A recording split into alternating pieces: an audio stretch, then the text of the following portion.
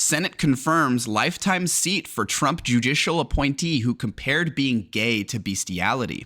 Senate Republicans confirmed anti-LGBTQ Missouri Deputy Solicitor General Joshua Devine to a lifetime seat on the U.S. District Court for the Eastern and Western Districts of Missouri on Tuesday. Devine's appointment was opposed by Senate Democrats and progressive organizations due to his extreme conservative record on abortion and voting rights, HuffPost noted. But Senator Angus King, who usually caucuses with Democrats, joined with Republicans to push Devine's nomination over the line. King, who supports both reproductive rights and voting rights, did not indicate why he ultimately sided with Republicans on Devine's appointment. Why would Angus King...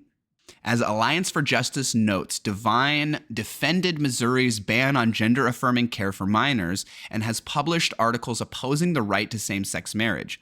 As a college newspaper columnist, Devine reportedly compared homosexuality to bestiality and any form of sex that goes against the biological design of procreation and the nurturing of family.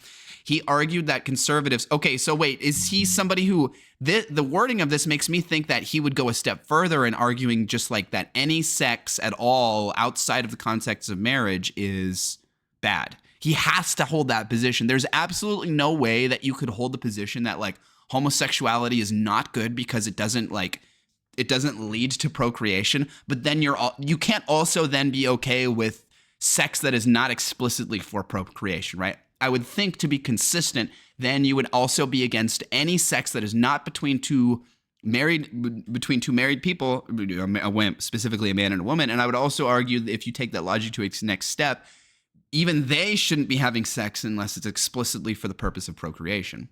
He argued that conservatives who oppose same-sex marriage do so not out of hate, but because they are opposed to a group receiving extra benefits. Extra benefits? What extra benefits are there? I don't understand what extra benefits they're receiving. Is the right to get married an extra benefit? I don't understand how that could possibly be the case. They get all the same tax benefits as regular straight married couples would. So I really don't understand what he could possibly be referring to when he says opposed to a group receiving extra benefits. When he says extra, does he mean like on top of what they already have? I don't understand. In one 2010 column, he argued that conservative Christians are obligated ethically to impose their beliefs on others. This is one of the most scary things possible about this, right? This country is supposed to be secular. It's supposed to not advocate explicitly for one religion over another or for religion over non-religion. But now you have a guy who's going to be on the bench who is not going to hold back in like the reasoning why, like he is a pure theocrat, it seems like, and like he's going to use his theocratic ideology as the basis for which he's going to do his judicial rulings. If our government made any sense at all, the Republicans would never ever vote in somebody to a lifetime judicial appointment that has said that Christians are obligated ethically to impose their beliefs on others. That means that this means that he literally, straight up, that we don't even need to speculate about this, he will use his power as a lifetime appointment federal judge to impose his Christian belief on others. Straight up, that's just what's going to happen. It seems absolutely beyond the pale to me that even the Republicans would allow this. He was also virulently opposed reproductive freedom, defending Missouri's near total ban on abortion and representing the state in ongoing litigation opposing the FDA's authority to regulate mifepristone, according to both Alliance for Justice and Reproductive Freedom for All. The 35-year-old will now hold a lifetime seat on the court, potentially imposing his far-right agenda for decades to come. In a separate statement, Reproductive Freedom for All president and CEO Minnie Timaraju blasted Devine's confirmation, arguing that it proves that Trump lied to voters when he claimed during his campaign that he would leave decisions about abortion access to the states. Trump, Timaraju said, is actively working to eliminate abortion access nationwide. Federal courts are a critical line of defense to preserve reproductive health care, Timaraju said, adding that Devine's appointment, as well as that of anti-abortion Judge Whitney Hermandorfer to the Sixth Circuit Court of Appeals, are a dangerous sign of what's to come.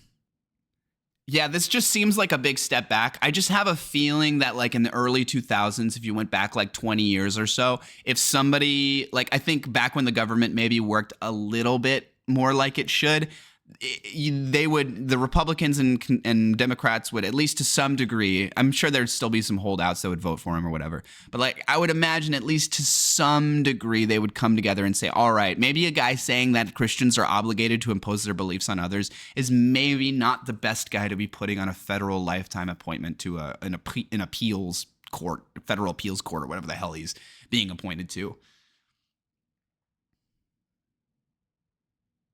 I also feel like maybe 20 years ago, or at other periods of time, the idea that like this guy would be directly comparing homosexuality to bestiality would also be a non-starter. Would also be like the Republicans would be having deliberations internally, like, guys, we're already fighting the stereotype that we're anti-gay or whatever, that we're, we need to be careful about who we associate ourselves with, and these kind of guys that are, I don't know. I feel like maybe in the past they would have cared a little bit more about the optics of this, but like nothing matters anymore. I think we're at the total point of nothing matters whatsoever anymore, because everything's so spread out. Like back when we used to have only a handful of news outlets that the majority of people would get their news from, it was hard for things like this to fall through the cracks because they would permeate through and everybody would manage to see them. But I would argue now, in the era of the internet in 2025, everything is so spread out. There are like a gajillion different sources that people get their news or information from or whatever, that like it is, I would say, not only easy for things to fall through the cracks, but I would say it's almost inherently part of its design. And that the idea that like there are swaths and swaths of people out there that have no idea that this sort of thing would happen. And this sort of thing would never come across their feed. They would never learn this sort of thing. I don't really even know where I'm going with all this. I feel like in the past, this dude maybe would have gotten filtered out of the equation. But there seems to be in the Republican Party a renewed penchant for xenophobia, for anti-LGBTQ, anti-gay, just there. It seems to be coming back. It seems like for a long time that was part of their shtick, and then maybe from like the 80s to like the early to mid 2000s, they had to walk that back. But now it almost seems like it's coming back again. I don't know. Insanity.